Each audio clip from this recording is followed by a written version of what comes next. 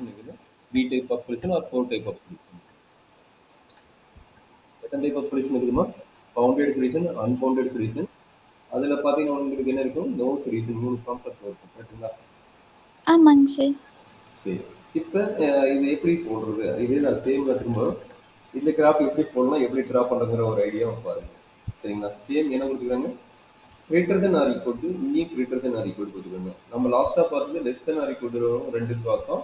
இன்னொன்று பார்த்தீங்கன்னா less than or equal to greater than or equal to பார்த்தோம். இது ரெண்டு கேஸுக்கு பார்த்தோம். இப்போ பார்த்தீங்கன்னா இது ரெண்டுமே பார்த்தீங்கன்னா greater than or equal to case வந்திருக்கு. சரிங்களா? Okay sir. இவன் ஈக்குவேஷன் நம்பர் 1 வச்சுக்கோங்க, இவன் ஈக்குவேஷன் நம்பர் 2 வச்சுக்கோங்க. சரியாமா? ஓகேங்க சார்.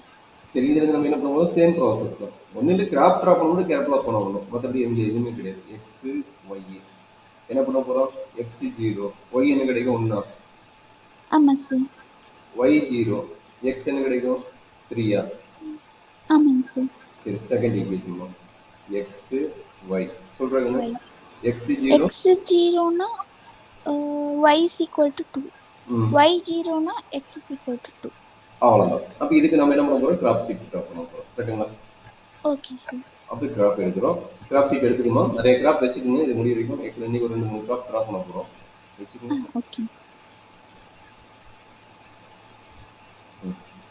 இப்போ நம்ம சின்ன ஸ்கேல் தான். அதனால ஸ்கேல் நம்ம நீட்டாக எழுதிடலாம். X axis 1 centimeter equal to 1. Y axis 1 centimeter equal to 1.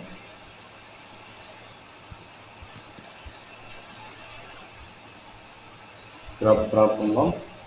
Y axis X axis.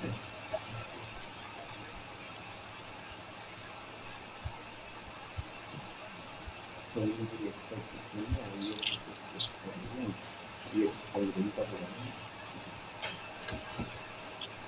Y axis.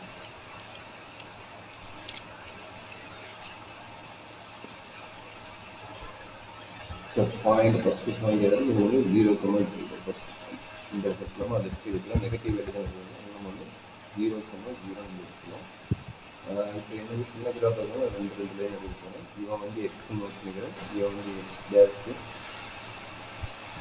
இவன் வந்து ஒய் டேஷ், அந்த மேலே போகிறவங்க வந்து ஒய். சரி, நம்மளுக்கு மேக்ஸிமம் வேல்யூ என்ன இருக்குது?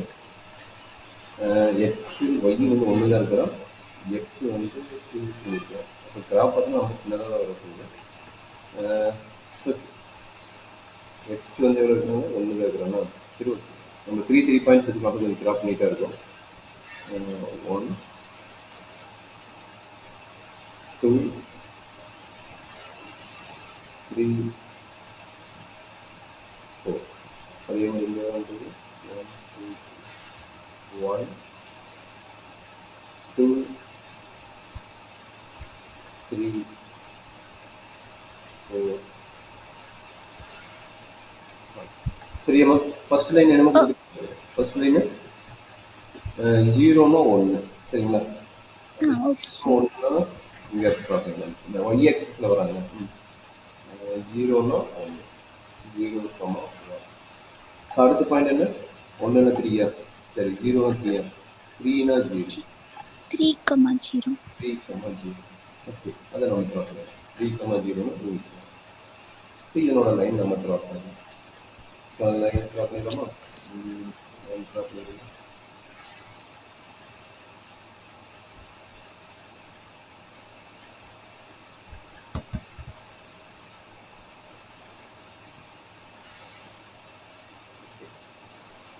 சரி, இதை பார்த்தீங்கன்னா ரெண்டு பக்கம் ஏரோ மார்க் போட்டோம்னா மறந்துடாதீங்க. ரெண்டு பக்கம் ஏரோ மார்க் இருக்கணும். ஒரு பக்கம் ஏரோ மார்க்னா வேவ் ஆயிரும். நம்மளுக்கு ஸ்ட்ரெயிட் லைன் ஸ்ட்ரெயிட்னா ரெண்டு பக்கம் ஏரோ மார்க் இருக்கணும். அதை மறந்துடாதீங்க. ஓகேங்க சார். சரி, அப்போ இதனோட முடிச்ச பின்னாடி இதனோட ஈக்குவேஷன் எழுதிருங்க. ஏன்னா அதையும் நம்ம மறந்துடுவோம்.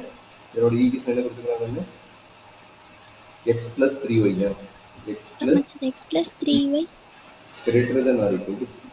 கரெக்டாமா? அப்போ கிரேட்டர் தென் 3னா ரீஜியன் ஈக்குவல் ட்ரா பண்ணிங்க. அப்போ ரெண்டு இன்டர்செக்ட் ஆஃப் ரீஜியன் உங்களுக்கு கண்டுபிடிக்க முடியும். Greater than or equal to 3 வந்து மேலே போகும், கீழே வராது. கரெக்டாக? கிரேட்டர் தென்னா நம்மளுக்கு கீழே வந்து லெஸ் தென், அப்போ மேலே போகுது. கரெக்டுங்களா? அப்போ ரீஜியன் இப்போ ஃபர்ஸ்ட் லைனோட ரீஜன் இது எல்லாமே மேலே போகுது. சரிங்களா? நெகட்டிவ் வராது. Okay sir. X and y are greater than 0. அதனால நெகட்டிவ் சைடு வராது. Only positive side. First count பண்ணும்போது ரீஜியன் இருக்கும். கரெக்ட்டுங்களா? இந்த பாயிண்ட். Okay sir. ம். சரி, இதே ஐடியா வந்து செகண்ட் இது போடுவோம். செகண்ட் என்னடா சொல்லிக்கிறீங்க? செகண்ட் 0னா 2, 2னா 0 தான். ஆமா, 0னா 2, 2னா 0. அது ஈஸியான பாயிண்ட் தான். கரெக்டாக முடிச்சிடும். 0, 2 இந்த பாயிண்ட் 2, 0. அப்போ இதை வச்சு நம்ம ட்ராப் அப்போ இவங்க வச்சு நம்ம ட்ராப் பண்ண போகிறோம். இந்த பாயிண்ட் இந்த பாயிண்ட்.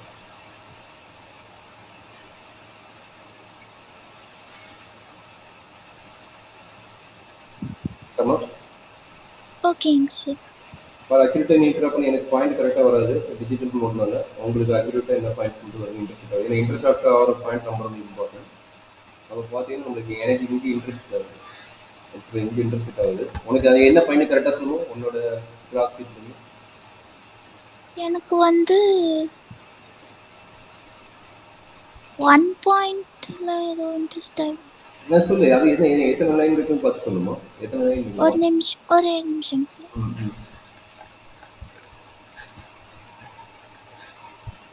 எனக்கு 0.5, 1.5 கிடைக்குது சார். எக்ஸ் ஆக்சிஸ் தான் ஃபர்ஸ்ட் சொல்லுவோம். நீ ஒய் ஆக்சிஸ் ஃபர்ஸ்ட் சொல்றீங்க. சாரி சார், 1.5, 0.5 கிடைக்குது. கரெக்டான ஆன்சர்மா. 1.5, 0.5 வரும். அக்யூரேட்டா ட்ரா பண்ணா அது வரும். சரிங்களா? Okay sir. ஓகே, நம்மளுக்கு என்ன ரீஜன் கண்டுபிடிக்கணும். ஃபர்ஸ்ட் இதனோட லைன் ஈக்குவேஷன் எதுனா இந்த லைன் ஈக்குவேஷன் வந்து x plus y is greater than or equal to 2. கரெக்டாமா? Greater போகும்போது இதுவும் கிரேட்டர் தென் வேல்யூ. அதனால நம்மளுக்கு என்ன கிடைக்குது? இது மேலே ரீஜன் போகும்போது கீழே ரீஜன் வர போகிறது இல்லை. கரெக்டுங்களா? ஆமாங்க சார். அப்போ என்ன ஆச்சுன்னா ஒரே நிமிஷமா கால் வருது. ஒரே நிமிஷம் யாருன்னு பார்த்துக்கலாம். மேபி இவங்க ஒரே நிமிஷம். ஹலோ,